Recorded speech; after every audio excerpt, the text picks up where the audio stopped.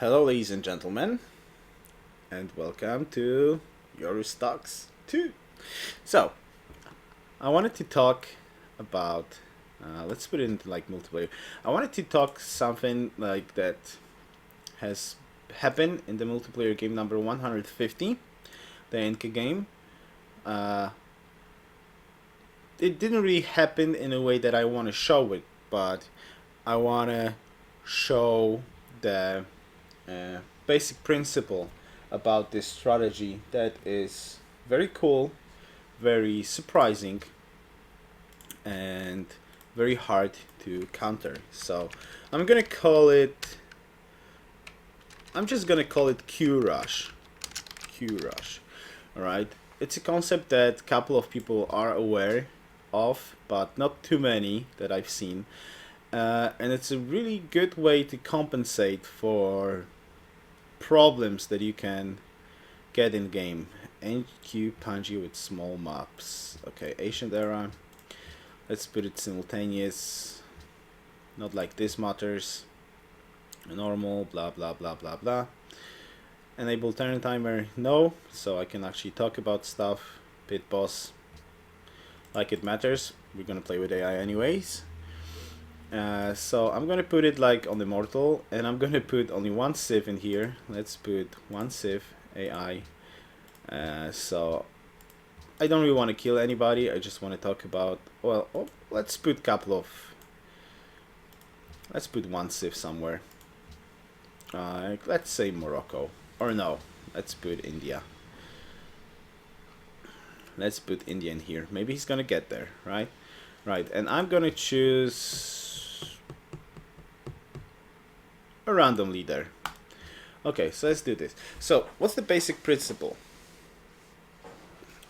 HB new continents map? Yeah.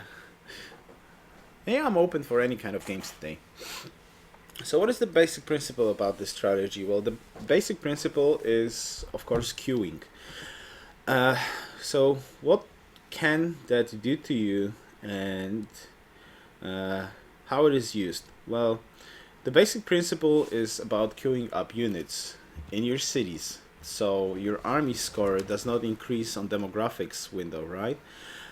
This is a pretty cool and effective way to surprise your neighbor with an attack that they cannot really foresee coming. It's really hard to prepare a defense against this kind of strategy. So I'm gonna focus like on one thing in here that I would like to show first, which is basically like Liberty Q rush. Now, when I'm talking about like Liberty Q rush, well, it's basically fairly simple. Why Liberty? Because Liberty is like a natural social policy choice to make this work. Because of course Liberty is all about planting as many cities as you like.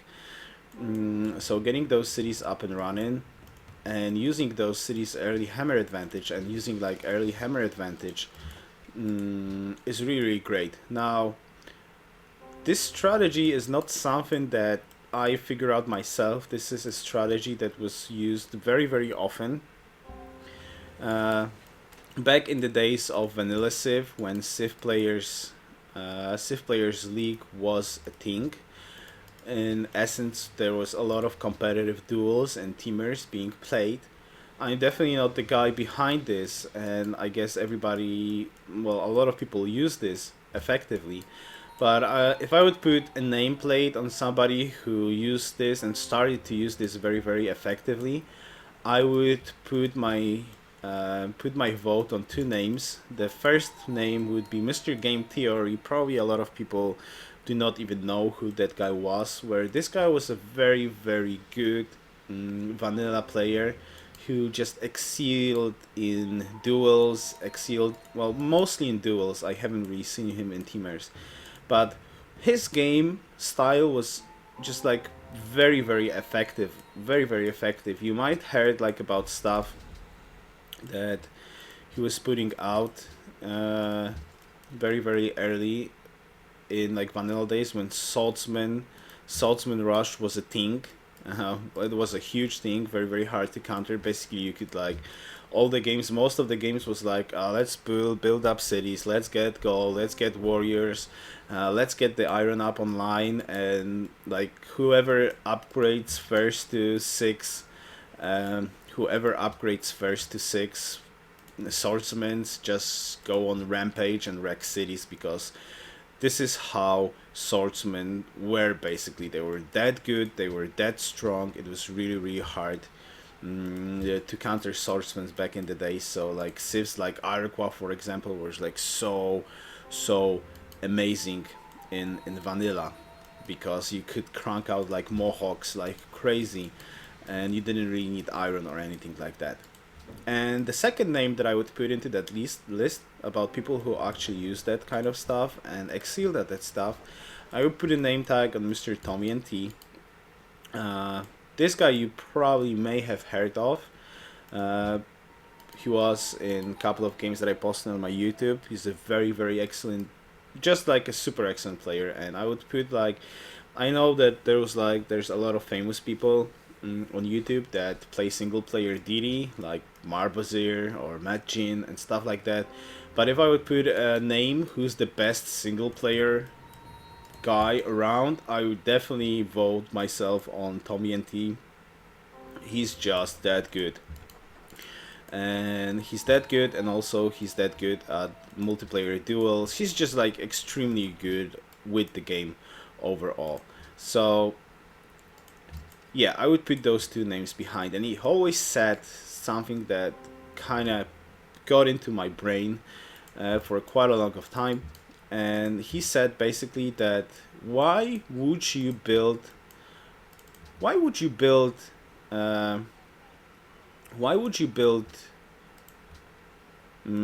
buildings in your cities? Why would you build buildings in your cities when you can conquer cities, right? And that's good. Like SimCity players go like Liberty. Let's put it like Liberty SimCity. So well, you want to plant cities, and people start building stuff like monuments, granaries, shrines, workers, colosseums, and all of that good stuff, right, into the cities. Now that costs production. So Tommy and T's logic, especially in duels and teamers, was like, why do I need a monument? Why do I need a granary? Why do I need anything when I can like build up a couple of units and take those cities with those buildings? And that's kind of a logic behind quite a bit of stuff, right? Because like, why would you ever need this kind of stuff when you can take it from your enemies, right? Like that makes no sense to build buildings when you can just take them out of your enemy cities. Let them waste the hammers on infrastructure while you just build up military and take those cities for your own. It's pretty effective. It's a really pretty effective thing to do,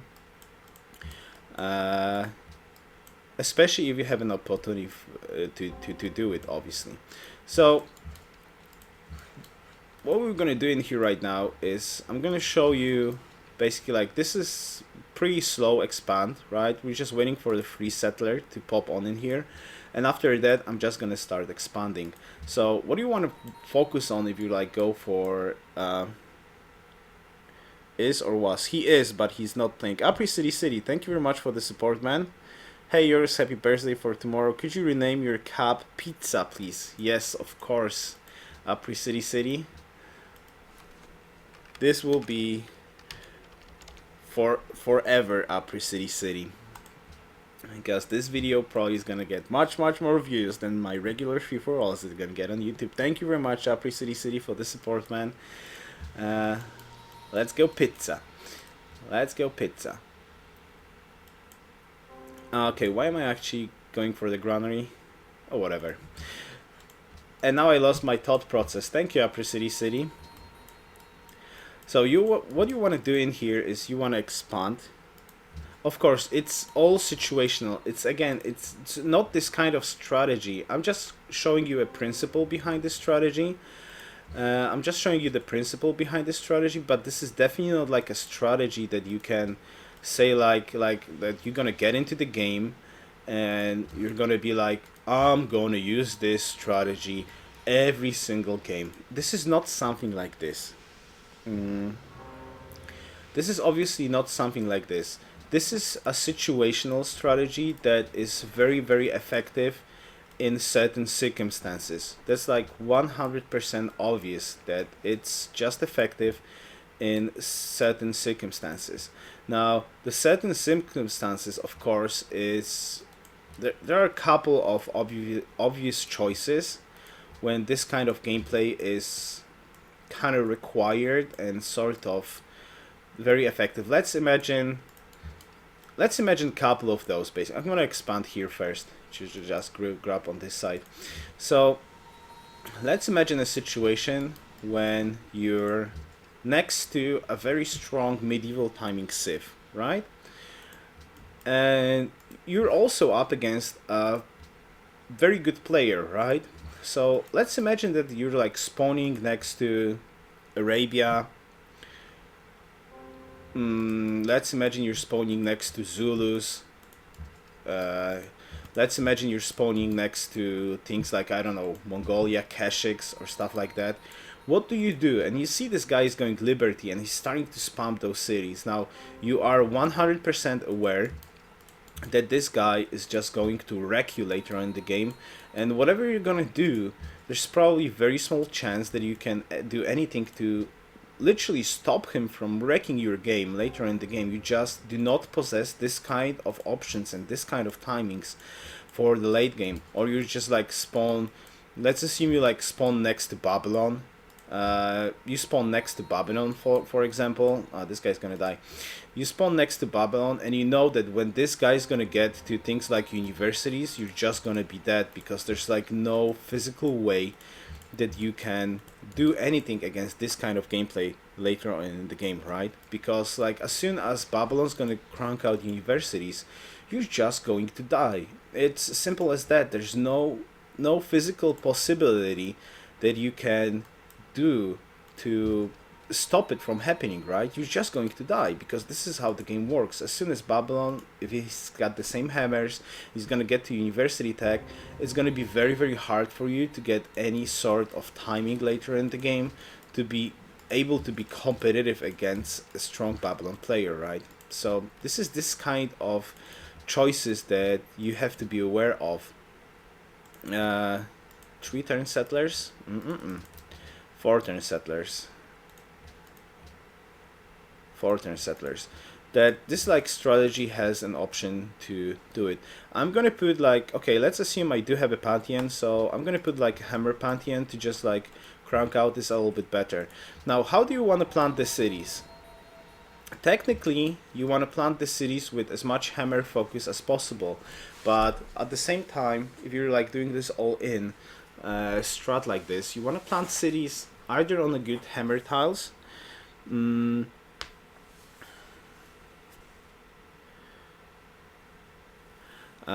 want to plant like on hills to grab the additional hammers, but at the same time, if your neighbor is like really close, most of the time you just want to plant on luxury, so the cities will grow a little bit, and we'll start on focusing like hammers. It's like, what turn the Slayer?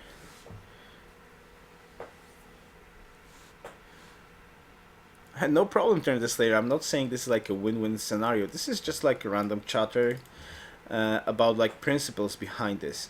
So you're starting off with your cities right now, and like as I said, if you want a sim city off of Liberty, your like mindset is like, okay, I need to get a monument, I need to get a granary, I need to get the workers to start improving the land.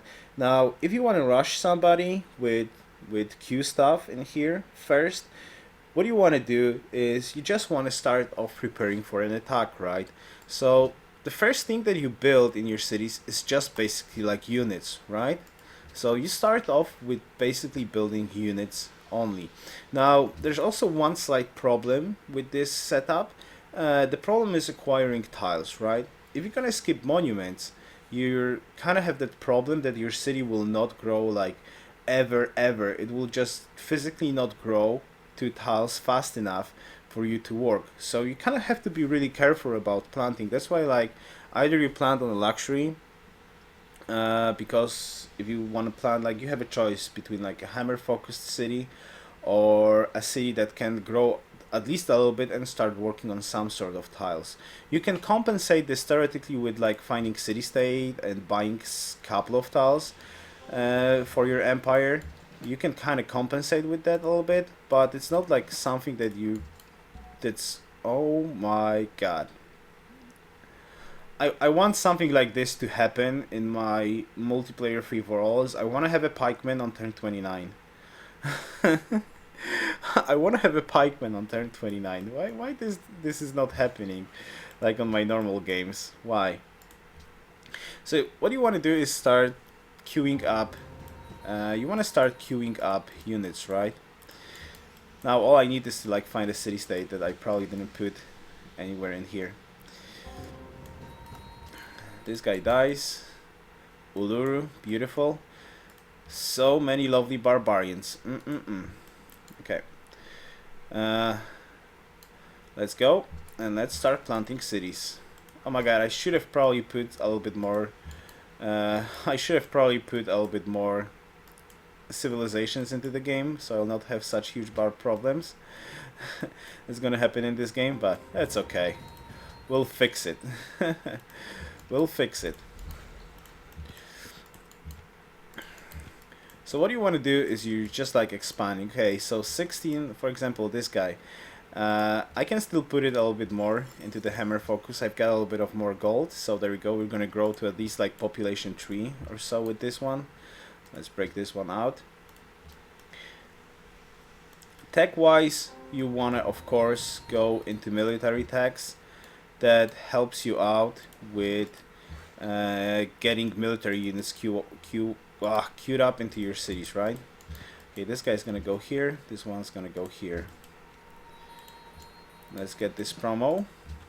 Now this strategy obviously requires a lot of micromanagement, but now imagine a guy on the other side of the galaxy right now who's just building up monuments and all the other stuff in his cities. Of course you want to get into construction as quickly as possible. Another city, bam. Not mentioning of course like claiming the land and all the other stuff in here. Like this one's done, good. This one goes south again. And again, let's assume a spearman. This strategy requires a lot of micromanagement and actually keeping a check in your cities that they will not grow beyond a certain population, right? So you will not get like hammers on the switch of when the city is gonna flip into a next population, so you'll actually not mess up your queue order. For example, like this city, there's only a spearman left on one turn. Why am I playing with the AI? Because I'm just talking in here about a strategy. So there you go, spearman is ready to go in one turn. Let's start cranking out another unit. Chariot archer, sure, why the heck not? Chariot archers are cool too. This guy goes this way. This guy almost dies. Alright. Scout's gonna go on the silver. Next stop, chariot. Production focus on all the cities, of course. Production focus, yep, there we go.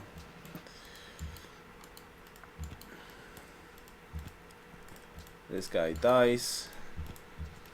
This guy goes, where shall we plant more cities? Cocoa. Okay, so we can go to the cocoa spot. This guy's good here. Production focus, yes please.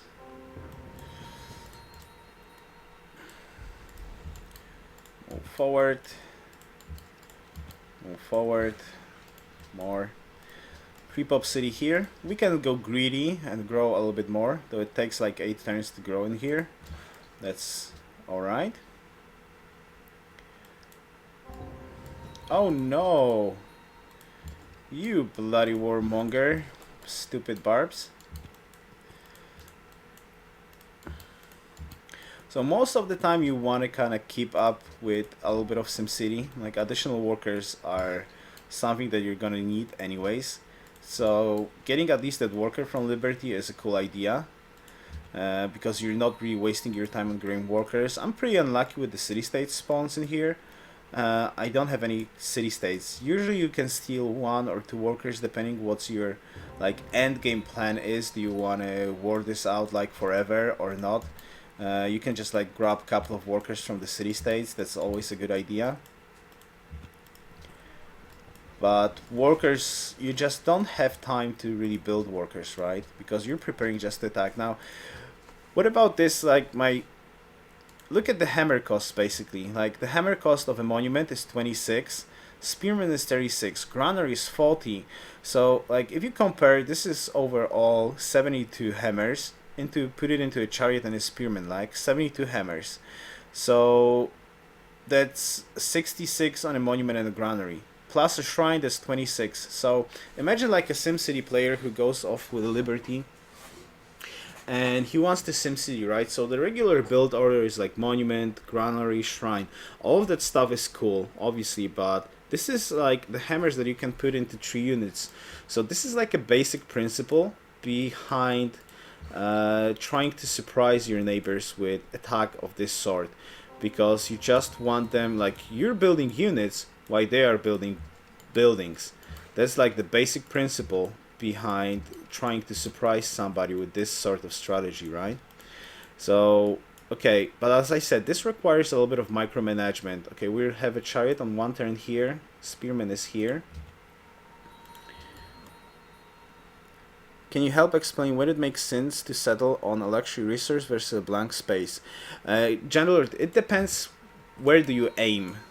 Where do you aim at? Right now, I'm setting on luxuries that I can find, so I can hook them up into my empire, right? Without the actual need of improving those tiles, right? This is why I'm setting on luxuries in here. Normally, you probably would like to settle your cities in a way that they are good cities for the late game. So they will provide you with a lot of good stuff into the late game. So that doesn't necessarily mean that you want to settle them on top of luxuries, because most of the time it's just like not an optimal place to put the cities on. Pre-built archers and then tech construction? No, it's not this kind of an option, you know. I know it's like a lot of honor players, for example, a lot of honor players think like it's actually a cool part also that you can add, but I'm not gonna talk about terracotta army at this turn of rushing as well. A lot of people treat honor a little bit strange, right? Because they think like, oh my god, I'm going honor, right? So if I'm going honor, that means that I basically need to pre-build archers, do some sort of a timing attack. I don't have actually food in here. Wow. More settlers. That they need to like pre-build archers and upgrade them into compost to get a rush going. Now, there's 2 ways to go around this business, right? You can either try to focus on like tributing stuff and run around with early army, or you can work on a surprise factor, right? And do the attack a little bit differently, like this, for example, where you actually use the gold on trying to buy the tiles because you lack the culture, and using the gold, well, using like the hammers to get you into the position where you can actually attack stuff, right? So I was supposed to make a road, but I will obviously not be able to make the road here. This guy's gonna die soon. There's 1 more copper spot in here that I can settle upon. That's great. Go. Well, this is not maybe like a rush strategy without like, okay, this one is a rush strategy, but this is like a basic principle that you can use this in multiple times of the games. This is like the most hardcore way to do it. In essence, like this is all in, right? This strategy right now that I'm showing you, this setup that I'm showing you right now, this setup is to kill your neighbor as quickly as possible. Why he is sim-sitting? Your goal is only one in this game. Your goal in this game is to kill your neighbor as quickly as possible. So this is like a choice between doing a little bit of expand, right? This is a choice between building an infrastructure or just saying screw this, I want to kill somebody. This is between like I want to SimCity a little bit or I just want to kill somebody. So you're sacrificing infrastructure, and instead of infrastructure you're getting units, military units that you will just use to overwhelm your first opponent that you will meet. If he's like close to you, or this is like an opponent that has very strong timings into the late game, this can work pretty effectively, right? This can work pretty effectively in here. Compose, oh that's my fault. This can work pretty effectively because you just surprise the guy. Oh my god, I don't have food in here. Goddamn barbarian problems. Okay, fall turns. This is 7 hammers. This guy needs to go here. We need to start making some roads to connect the cities, right?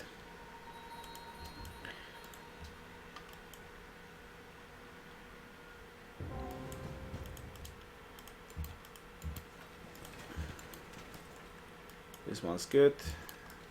This one can go here. Okay. So the capital is also freed up right now. Let's assume this is enough. How many cities we're gonna have? 1, 2, 3, 4, 5, 6, 7, 8 cities. Let's say it's enough. 8 cities, because like getting more than 8 cities on a regular like NQ Pangaea, it's hard to fit in more cities. So let's assume we're gonna go on with this one and get those cities going. We probably need a worker just to grab those roads. Let's assume we need the worker to grab them roads. Get here a little bit more. This guy is on production focus. That's awesome. This guy goes here. Let's put food focus so the city will not die. We've got 3 turns here into a compo. I should be having the happiness without too many problems soon here. Okay, this needs to be changed into a chariot. Last chariot in here. Oh, how convenient. Another luxury that I can settle upon. Okay.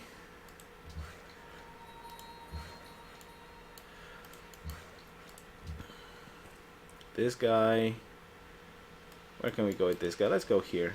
Maybe I can crank here for like additional gold. That would be awesome. Okay, this guy's dead. No problem. This guy goes here. This guy goes here. This guy settles here. Let's finish up this barb camp. Okay, 1 turn compo. Let's put hammers into... Okay, let's assume a warrior. Just because we can. And I'm gonna put one more city, probably somewhere here. Okay, 2, 2, 2. This guy can still grow. Choose spearman.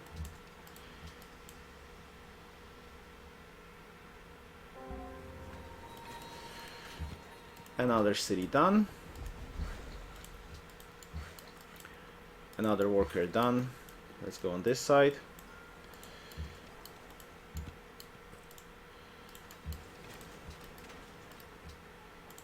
Production. And let's assume a compo. Okay, so we're gonna put a different unit in here. Let's call it horseman.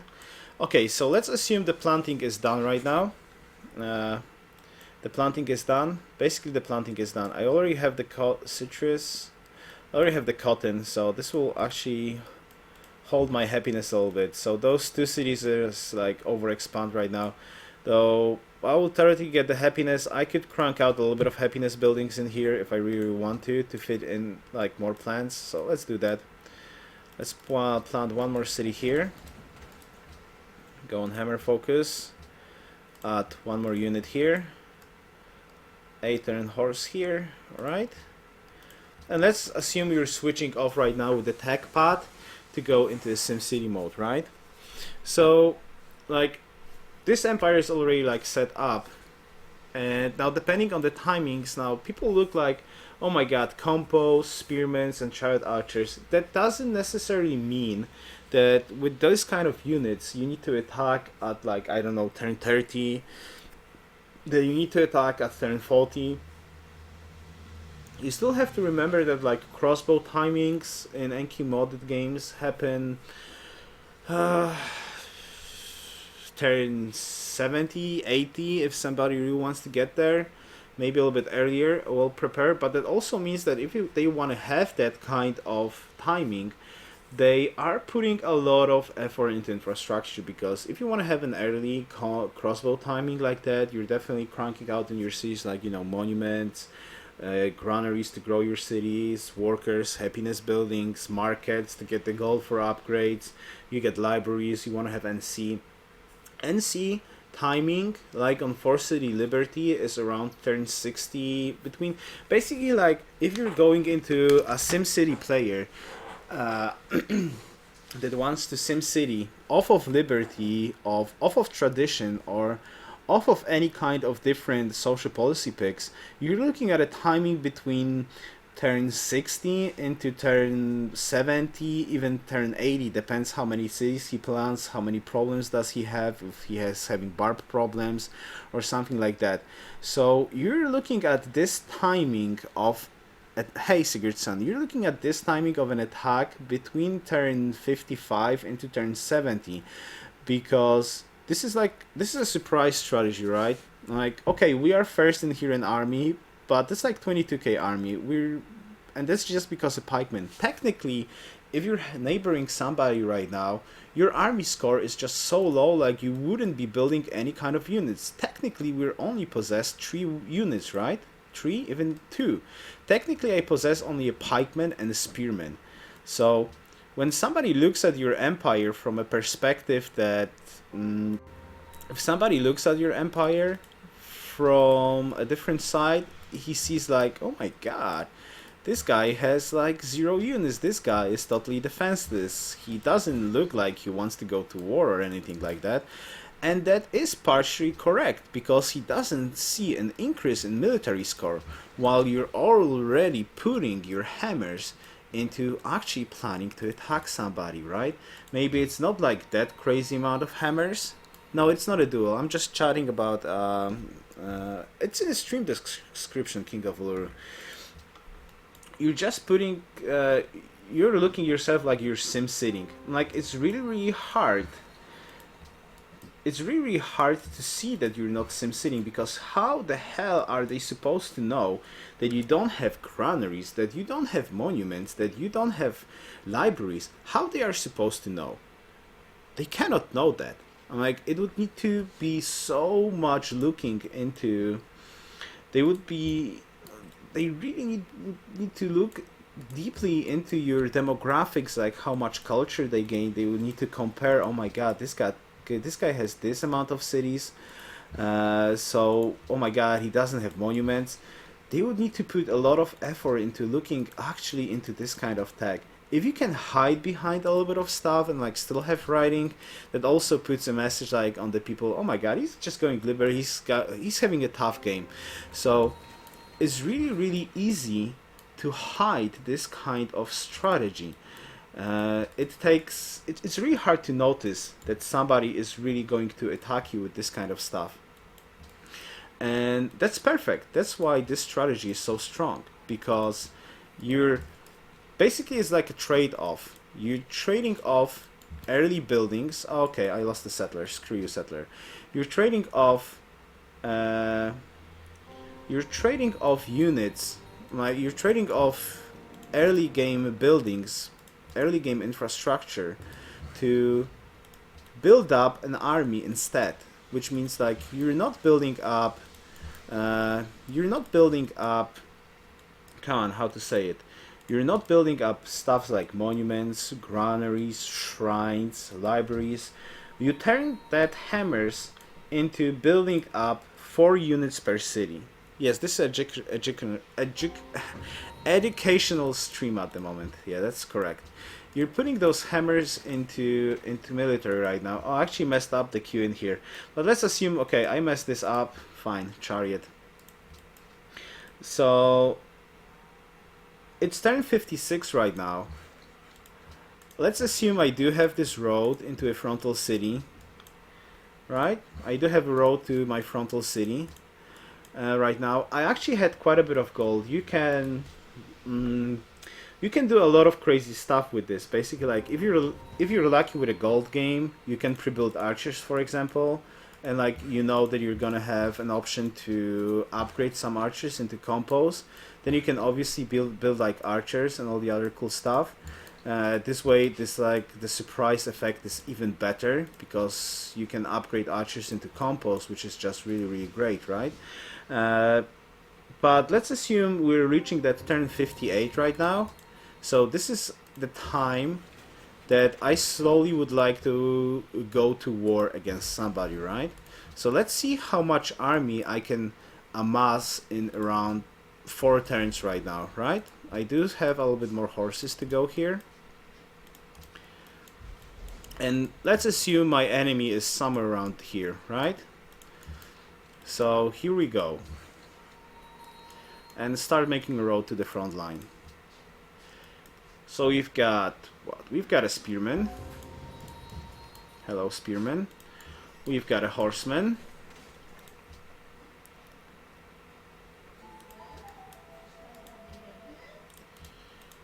This is reinforcements. Compo. We've got a chariot in here. I'm not blessed with horses, right? Like chariots are so good into that.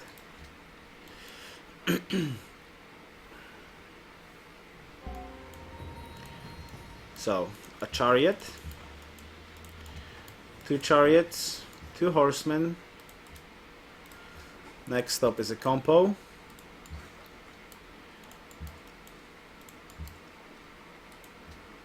And of course you want to reinforce this with another wave of units, right? So when those guys gonna be done building up, you want to go with another wave of compos, right? Knight from Ruin? No, there's not Knight from Ruin. Compo. Compo. This guy's dead. Spearman. Let's go here. Fixing happiness problems. More roads. Spearman. Seek Tuna Spearman.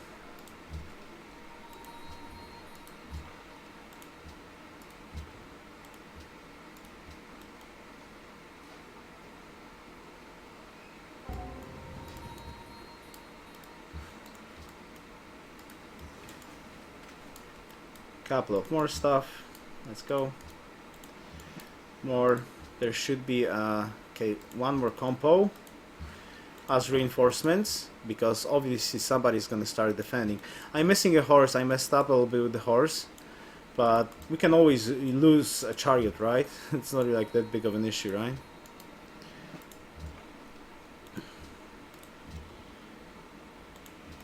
Okay. Roads.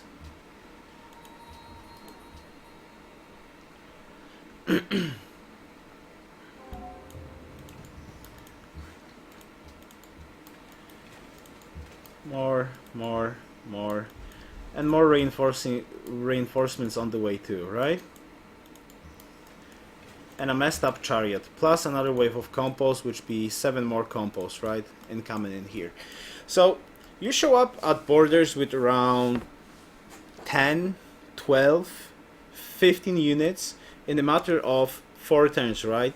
So we effectively we double right now our army score. We went from 22 to 46, right? And this is the surprise part of this strategy, because if you're next to a SimCity neighbor who is not really okay, he's paying attention to your army score, fine. He's paying attention to your army score, and he's like, keeping the eye, and he's like, oh, this guy is just sim sitting. Okay, then I don't need to build troops.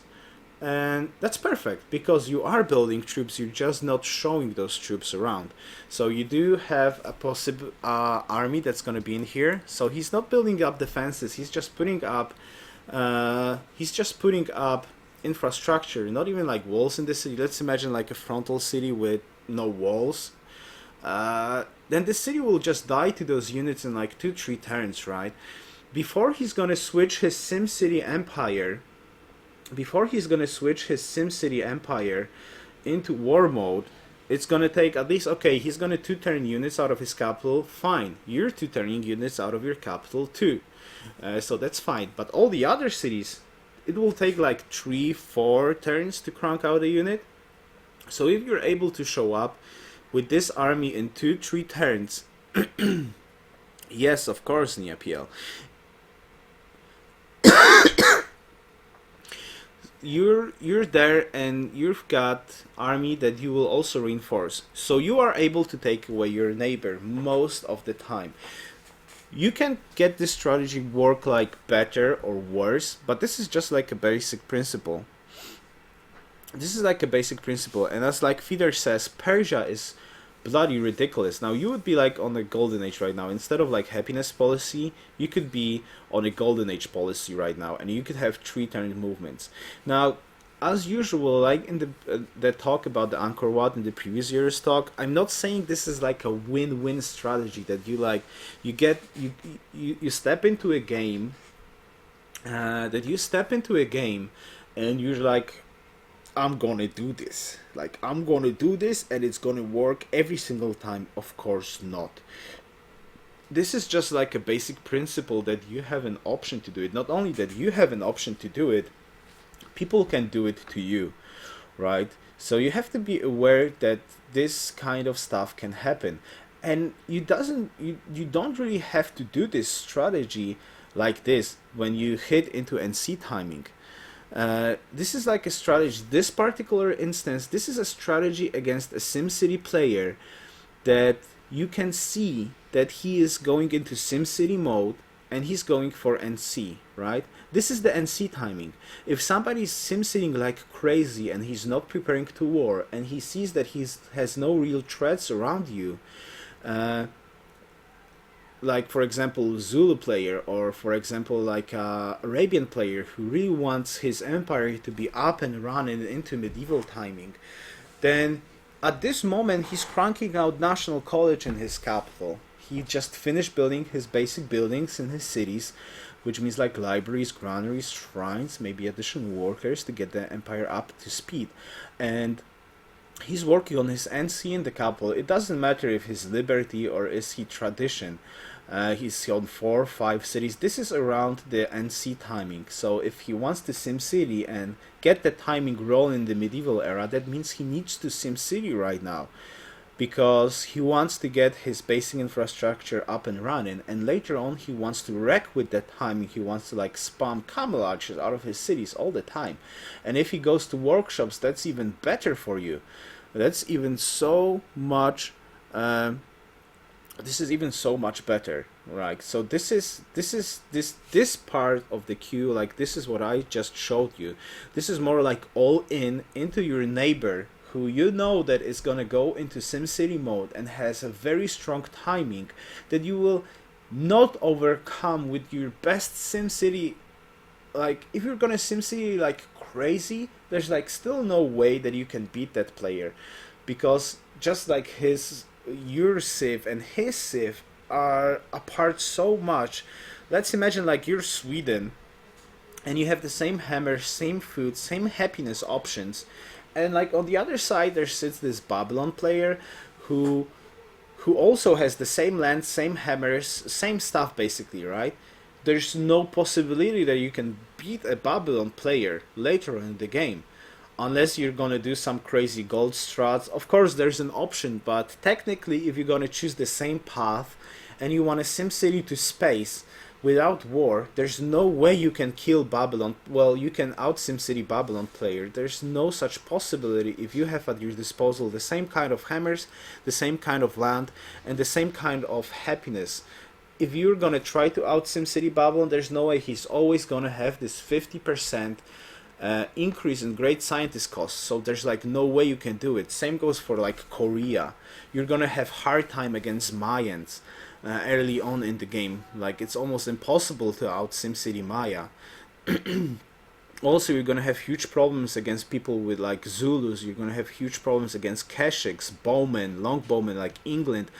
There's a bunch of civs that if you have the same kind of amount of land and same kind of amount of hammers at your disposal, and you have the same amount of skills, you can probably know the outcome of that, because you just cannot out SimCity certain civs or outkill the same civs if the players playing them are of similar skills and have the similar resources at their disposal.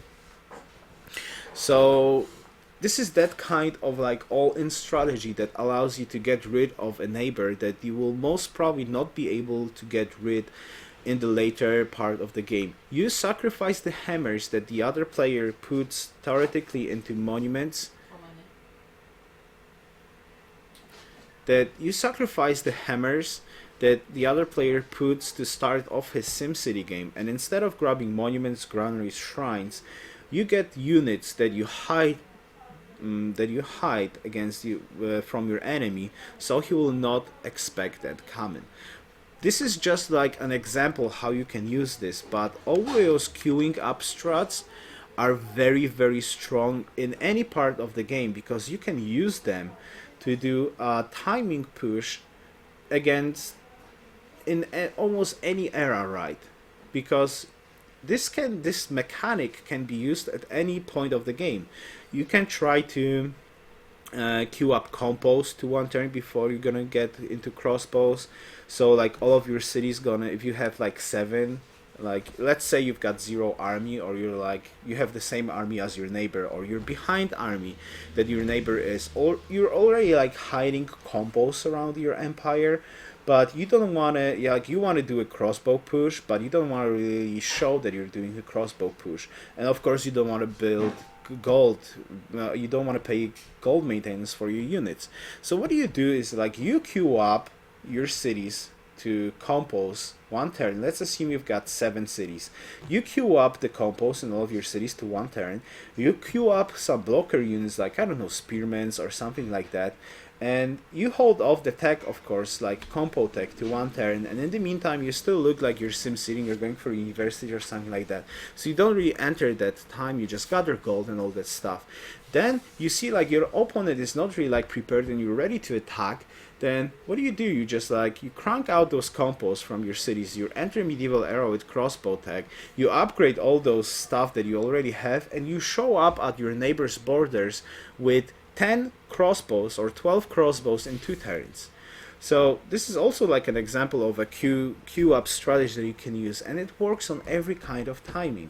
You can use it to plan an artillery push, you can use it to plan a cannon push, cavalry push, Great War infantry push at any point of the game. Well, maybe with an exception of like modern era, but it's also used in modern era.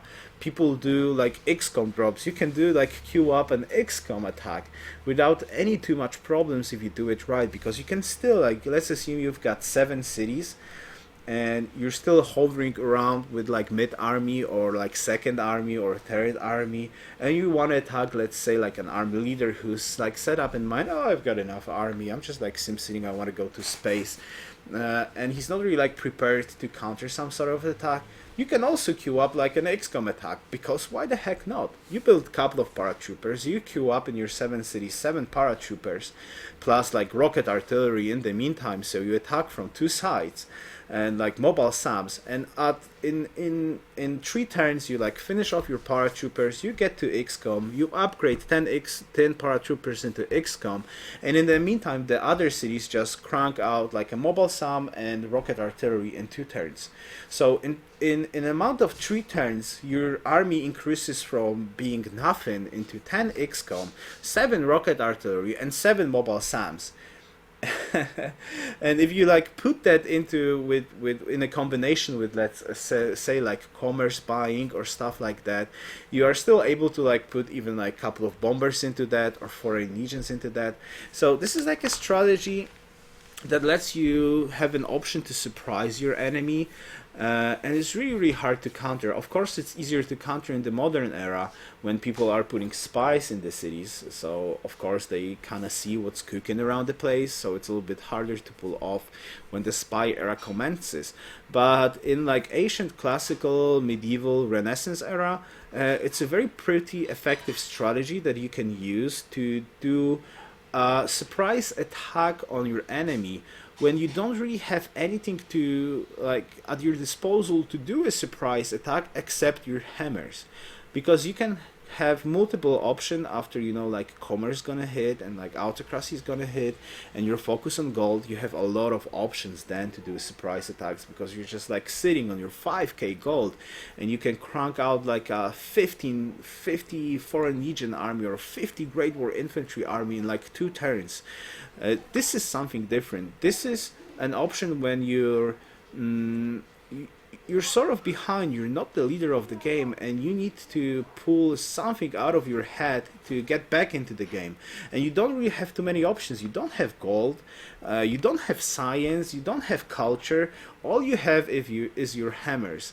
And you're like in a position that, oh my god, I gotta do something. I just gotta do something to like kill my stronger neighbor, or just like get back into that game somehow. So you have this option at your disposal where you can use the Q trick to like put the units into your cities and do a surprise attack without using gold, without using fate to purchase stuff, just plain old hammers.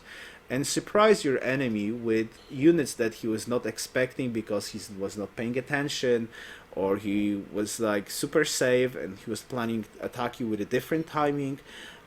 This is an option at your disposal, and this is a really strong strategy that can work, and it's really hard to defend against this because even if you're paying a close attention to the military score to your neighbor, you still can't see this coming, because as soon as he's gonna attack you with it, you're gonna be like, oh my god, how this army increased 3 times in 3 turns, right?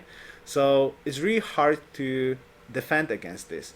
Of course, if you've got like multiple hammers, you're probably gonna defend against this anyway. But it's pretty surprising and it's pretty strong. So this is something that I wanted to show you. This mechanic and the way that you can compensate some problems in your game, and like the show off of this strategy actually working. Of course not in this timing, that's why I wanted to talk about it today, well, before I'm gonna upload another free for all. You can see this strategy at work in the multiplayer game number 150, the Assyrian game, though it is used a little bit differently, but it's the same principle, and it's used in a position where I don't have too many options. I need to do something, and I'm going up against a stronger economically opponent with much higher tech than me. So I knew I had to pull something off, and I decided to use this strategy, and it worked effectively. So it's not like, and it was a pretty late timing. It was around turn 110 when people are entering industrial era, like going to factories and public schools. You can still pull off this strategy if you like plan it correctly, you hide it correctly, and you do the timings correctly. It can work in multiple points of the game. It can work early on in the game, it can work in NC timing, it can work in university timing, it can work in public school timing, it can work a lot of the timings if you read them correctly. It can work against stronger opponents who are just surprised by that because they are locked and tunnel vision in the SimCity game. It can work. I'm not saying it's gonna work 100%. I'm certainly not saying that. I just wanted to show you that you have this option at your disposal, and this is the purpose of this video. So I hope you enjoyed. So thank you very much for watching, and see you next time. Best wishes. Yoruus out.